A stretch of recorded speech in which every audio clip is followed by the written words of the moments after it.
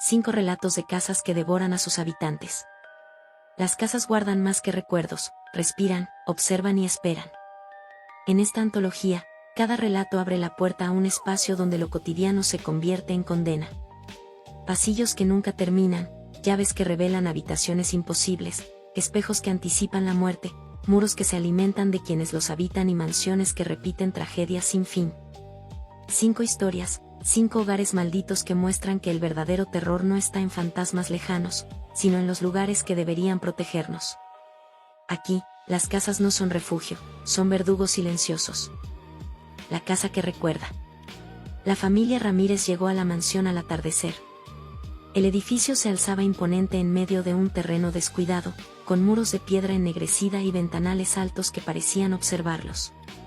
El padre, Julián, había conseguido la propiedad a bajo precio tras la muerte de un anciano que vivía allí solo. La madre, Teresa, intentaba mostrarse optimista, aunque el aire pesado del lugar la inquietaba. Sus hijos, Laura y Diego, exploraban con curiosidad, corriendo por los pasillos polvorientos. La primera noche, Teresa notó algo extraño. Al entrar en el comedor, vio sombras que se movían en las paredes. Pensó que eran reflejos de la luz, hasta que distinguió claramente una escena, un hombre apuñalando a otro, mientras una mujer gritaba. El eco de los gritos resonó en la habitación, aunque nadie más parecía escucharlo.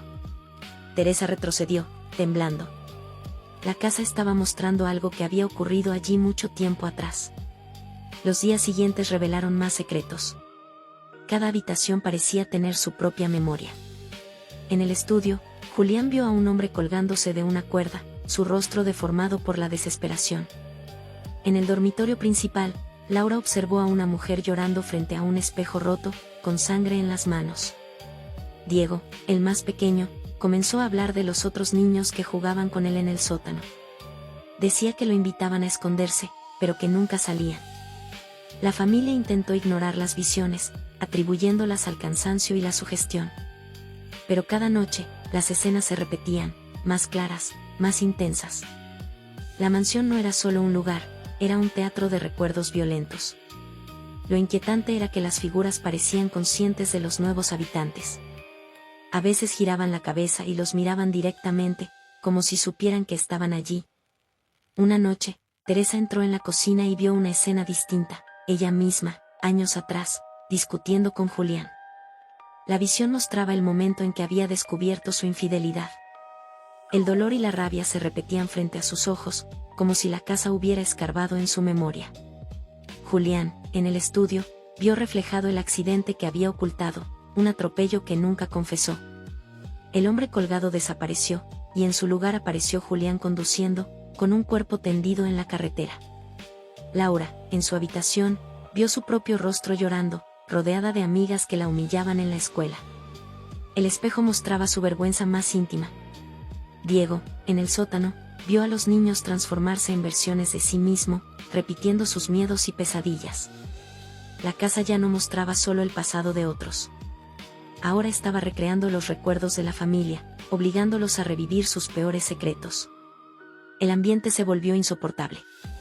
Cada habitación era una trampa emocional. La familia comenzó a discutir, acusándose mutuamente de los recuerdos revelados. Teresa no podía perdonar a Julián. Julián se hundía en la culpa. Laura se encerraba, incapaz de soportar la humillación repetida. Diego lloraba cada noche, diciendo que los otros niños querían que se quedara con ellos para siempre. Las escenas se intensificaron. Ya no eran solo visiones, los sonidos llenaban la casa, los olores de sangre y humo impregnaban el aire. Las figuras se acercaban más, casi tangibles. Una madrugada, Teresa despertó y encontró a Julián caminando hacia el estudio, hipnotizado. Lo siguió y lo vio repetir la escena del atropello, como si estuviera conduciendo de nuevo. Al intentar detenerlo, sintió manos invisibles que la empujaban. Laura, en su cuarto, vio a las figuras de sus amigas burlándose. Esta vez, una de ellas la tomó del brazo y la arrastró hacia el espejo. Laura gritó, pero su voz se perdió en el cristal. Diego desapareció en el sótano.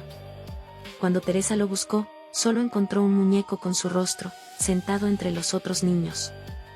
La casa estaba consumiendo a la familia, transformando sus recuerdos en realidades mortales. Julián y Teresa quedaron solos. La mansión vibraba con voces y gritos. Cada habitación mostraba escenas de ellos mismos, multiplicadas, distorsionadas. En el comedor, vieron a Laura atrapada en el espejo, golpeando el cristal desde dentro. En el sótano, escucharon la risa de Diego mezclada con los otros niños. La casa los obligó a entrar en el dormitorio principal.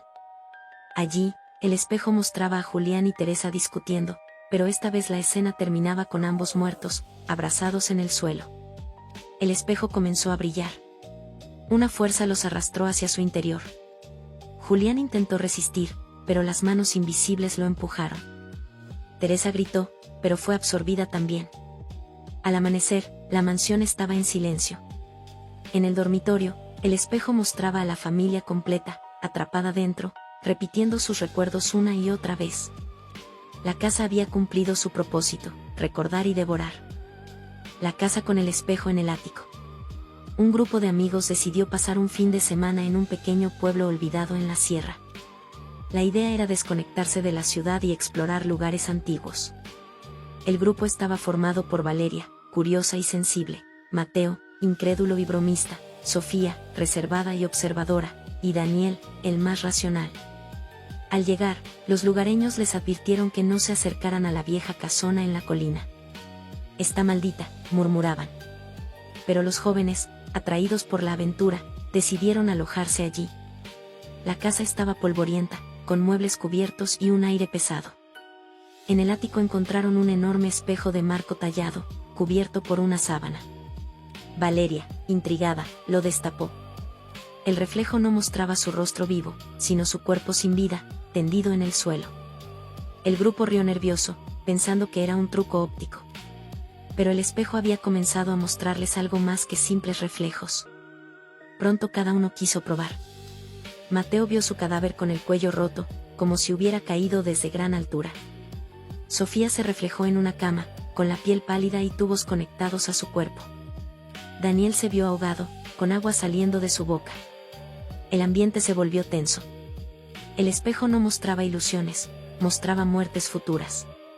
Esa noche, mientras cenaban, escucharon golpes en el techo. Al subir, el espejo estaba descubierto otra vez, brillando en la oscuridad. Los reflejos se habían vuelto más detallados, como si el cristal quisiera recordarle su destino. Al día siguiente, Mateo insistió en que todo era una broma. Para demostrarlo, subió al ático y se burló del espejo.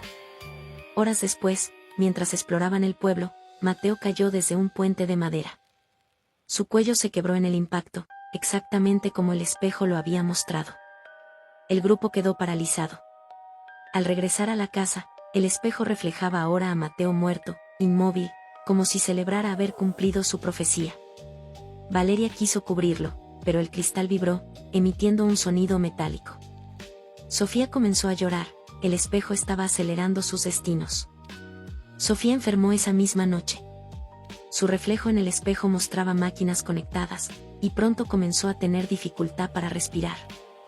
Daniel intentó ayudarla, pero cada vez que miraba el espejo, veía su propio cuerpo ahogado con más detalle, un río, agua oscura, su rostro hundiéndose. Valeria, aterrada, decidió romper el espejo. Lo golpeó con una silla, pero el cristal no se quebró. Al contrario, reflejó su imagen con más claridad, ella misma, tendida en el suelo, con los ojos abiertos y sin vida. El grupo comprendió que no podían escapar. La casa estaba acelerando lo que el espejo mostraba. Al amanecer, Sofía murió en la cama, sin explicación médica. El espejo reflejó entonces a Daniel y Valeria, mostrando sus muertes con precisión. Daniel, desesperado, huyó hacia el río del pueblo, intentando escapar de la casa. Valeria lo siguió, pero lo encontró flotando en el agua, ahogado, tal como el espejo había anticipado. Al regresar sola a la casona, subió al ático. El espejo la esperaba, descubierto, mostrando su cadáver en el suelo. Valeria cayó de rodillas, llorando. Horas después, los lugareños encontraron la casa en silencio. En el ático, Valeria yacía muerta frente al espejo, con los ojos abiertos. El cristal reflejaba ahora a los 4 amigos, inmóviles, atrapados en su destino. La casa quedó abandonada otra vez, esperando a los próximos visitantes que se atrevan a entrar. la casa que se alimenta. La familia Montoya recibió la noticia tras la muerte de un tío lejano. Habían heredado una antigua casona colonial en un pueblo olvidado. Alejandro, el padre, lo vio como una oportunidad para empezar de nuevo. Teresa, la madre, dudaba, la casa estaba demasiado vieja y cargada de historias. Sus hijos, Elena y Martín, lo tomaron como una aventura. Al llegar, la construcción los impresionó: muros gruesos, balcones de madera, un patio central con fuente seca. Pero el aire era pesado, como si la casa respirara. La primera noche, todos sintieron un cansancio extremo. Elena soñó con paredes que se cerraban sobre ella. Martín despertó sin recordar nada, aunque tenía marcas en los brazos como si alguien lo hubiera sujetado. Teresa se levantó con un dolor inexplicable en el pecho. Alejandro, aunque incrédulo, admitió que la casa tenía algo raro. Los días siguientes fueron cada vez más inquietantes. La casa parecía absorber su energía. Elena olvidaba detalles simples, conversaciones, tareas, incluso su propio cumpleaños.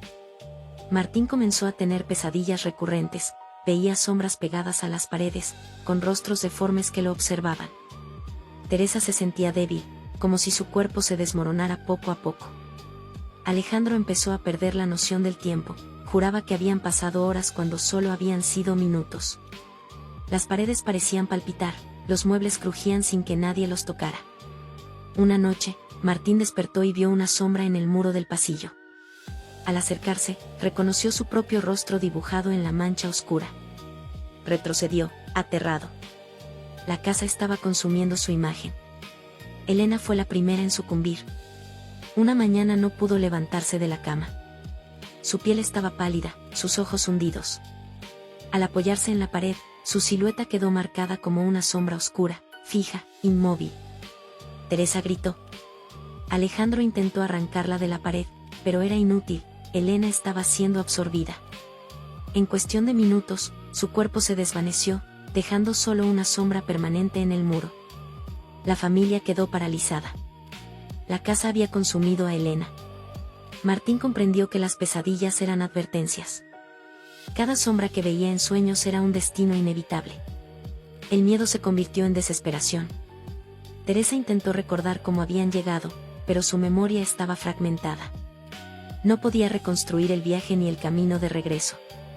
Martín comenzó a hablar en sueños, repitiendo frases incoherentes: la casa me quiere, la casa me come. Alejandro, agotado, se desplomó en el suelo. Al despertar, vio su propia sombra en la pared del comedor, imitando sus gestos. Cada vez que levantaba la mano, la sombra lo hacía también, pero con un retraso inquietante. Esa noche, Alejandro desapareció. Su cuerpo se desintegró lentamente, absorbido por la pared. La sombra quedó allí, congelada en su última expresión de terror. Teresa y Martín quedaron solos. La casa vibraba, como si estuviera satisfecha pero aún hambrienta. Teresa intentó escapar por el patio, pero al mirar las paredes vio decenas de sombras humanas, figuras inmóviles, rostros deformes, cuerpos atrapados. Comprendió que no eran los primeros herederos. Martín, debilitado, cayó de rodillas. Su sombra ya estaba marcada en el pasillo, con los ojos vacíos. Teresa lo abrazó, pero sintió como su cuerpo se desvanecía entre sus brazos. En segundos, Martín se convirtió en otra silueta oscura en el muro. Teresa corrió hacia la puerta principal, golpeando con todas sus fuerzas. El aire se volvió más pesado, su visión se nubló. Al mirar la pared frente a ella, vio su propia sombra, ya dibujada, esperándola. El último recuerdo de Teresa fue el sonido de su propio grito, apagado por el silencio de la casa. Al amanecer, la construcción colonial permanecía intacta, con nuevas sombras en sus muros. Los lugareños, al pasar, murmuraban: la casa se alimentó otra vez. La llave equivocada. Claudia había heredado una casa antigua en las afueras de la ciudad. Era una construcción sólida, con paredes gruesas y techos altos, perfecta para empezar de nuevo tras su reciente divorcio. El lugar parecía normal, aunque el aire estaba impregnado de un olor metálico difícil de describir.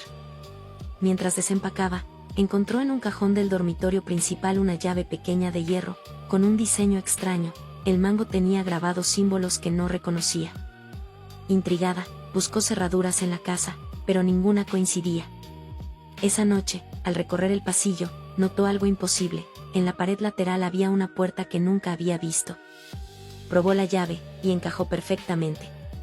Al girarla, la puerta se abrió hacia una habitación oscura, vacía, con paredes húmedas.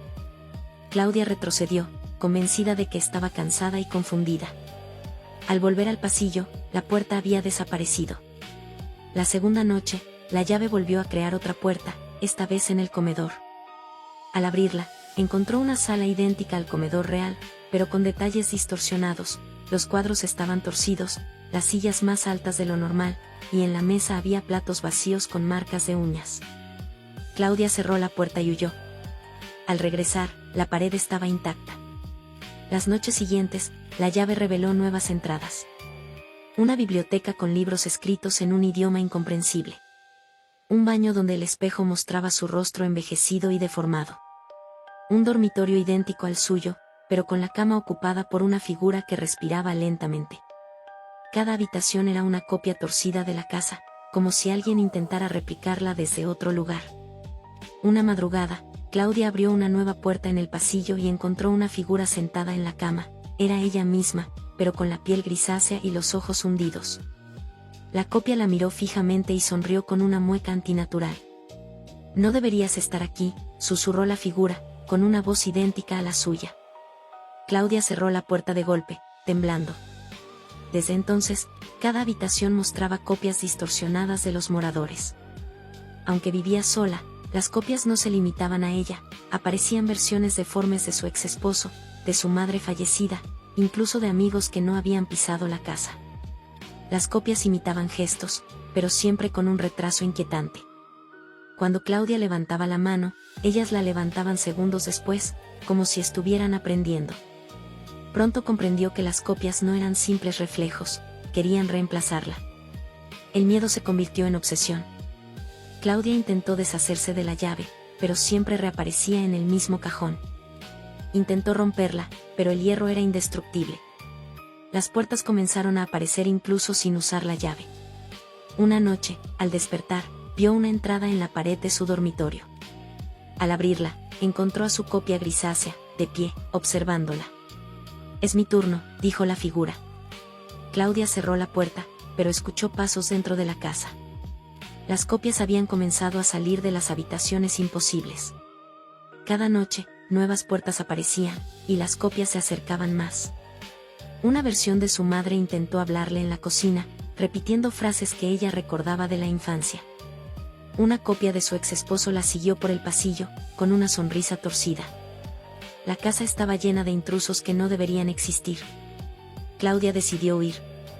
Empacó algunas cosas y corrió hacia la puerta principal. Pero al abrirla, encontró otra copia de sí misma, idéntica, esperándola. «Ya no eres necesaria», dijo la figura. Claudia retrocedió, pero la casa estaba cubierta de puertas. Cada pared tenía una entrada, y de cada una emergían copias, decenas de versiones de ella, de sus seres queridos, todos distorsionados, todos avanzando hacia ella. Intentó escapar por la ventana, pero al mirar afuera vio que el mundo también estaba lleno de puertas, cada una con copias esperando. El último recuerdo de Claudia fue el sonido de la llave girando sola en el aire. Al día siguiente, los vecinos vieron a Claudia salir de la casa, sonriente, como si nada hubiera pasado.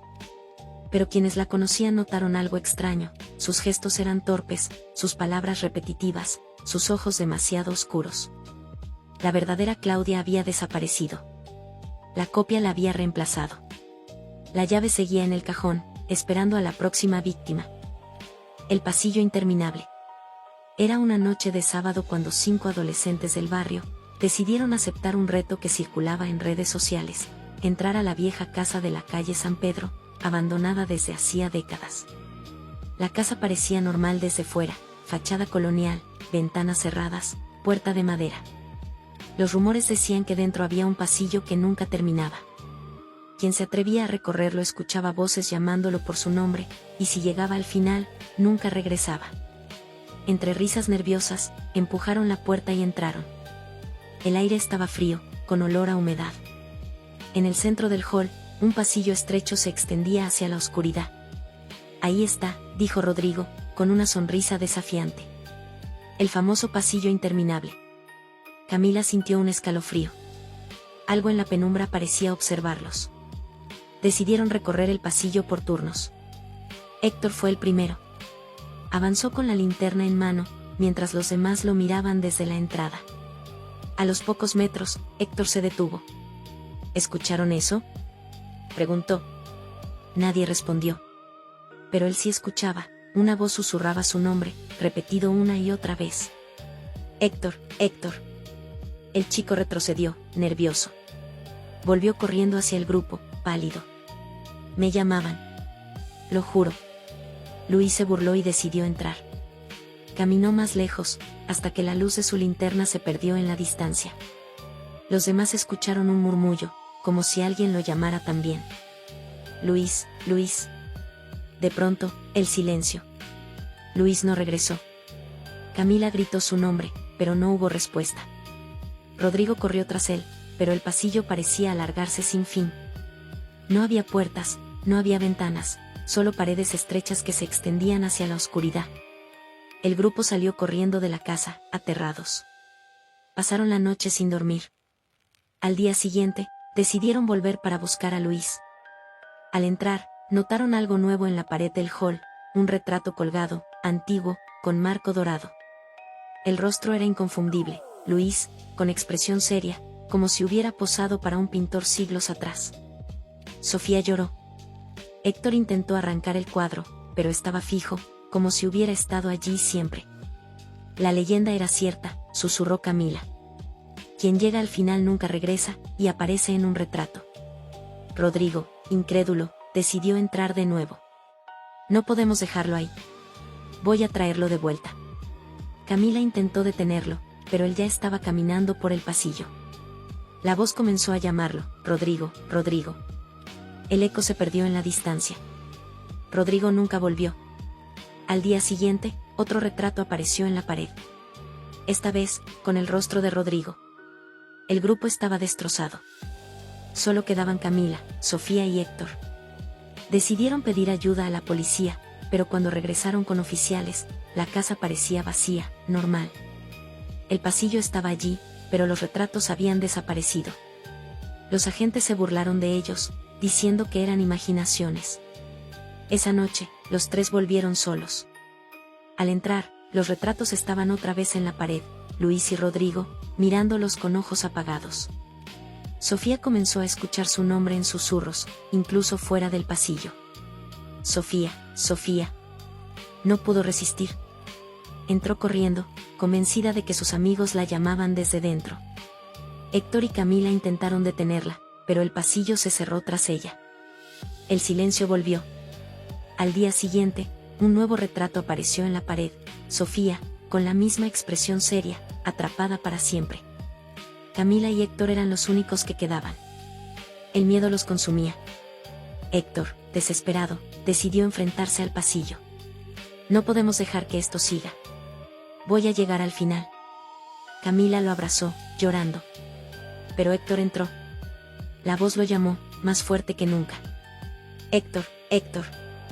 Camila esperó horas, pero él nunca regresó. Al día siguiente, el retrato de Héctor apareció en la pared. Camila quedó sola. La casa la observaba. El pasillo parecía latir, como si esperara su turno. Esa noche, escuchó su nombre en sueños. Al despertar, supo que no podía escapar. Entró al pasillo, con lágrimas en los ojos. La voz la llamó, dulce y constante. Y Camila, Camila. Nunca volvió. Al amanecer, los vecinos que pasaban frente a la casa vieron un nuevo retrato en la pared, el rostro de Camila, atrapado para siempre. La casa seguía esperando. El pasillo interminable nunca se cerraba. No todas las casas ofrecen refugio. Algunas respiran en silencio, absorben memorias y esperan pacientemente a sus habitantes. Quien cruza sus puertas siente el cansancio, escucha voces que no deberían existir y descubre habitaciones que jamás debieron abrirse. Estas casas no protegen, devoran. Y una vez que entras en ellas, tu sombra, tu rostro o tu recuerdo pueden quedar atrapados para siempre en sus muros.